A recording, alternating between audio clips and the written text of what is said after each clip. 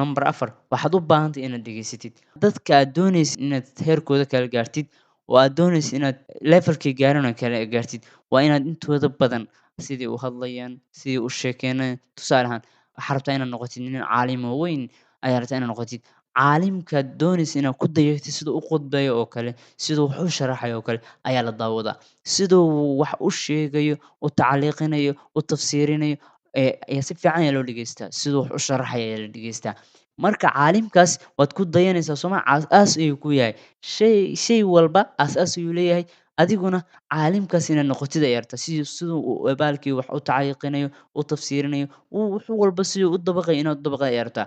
Marka waxaa muhiim ah qofka role model-ku ama aad ku dayanaysid siduu asagu wax u hagaajinayo ama wax u sameynayo oo aad doonaysid inaad adigu u habaysid, waa lagu daydaa. Waxa uu sameynayo inta badan waa la fiirsadaa, si fiican ayaa loo fiirsadaa, waa la dhegeystaa, waa noloshaada si fiican ayaa loogu dabaqaa. Qof walba wuxuu leeyahay qof uu ku daydo. Annaga Ilaahay Subxaanahu wa Tacaala wuxuu na amray Nabi Maxamed Sallallahu Alayhi Wasallam inaan ku dayano. Shiiqa siduu wax u sharaxayo aad fiirsatid, wax weyn ayaa kaaga baxaya. Waayo shiiqu ma ahan nin jilay sheeko filan. Wuxuu kuu sheegayaa nolosha dhabta ah. Wuu ku hor fadhiyaa. Wax walbana wuxuu kugu sheegayaa si waaqici oo dhab ah. Waxaan rajeynayaa inaad fahantay.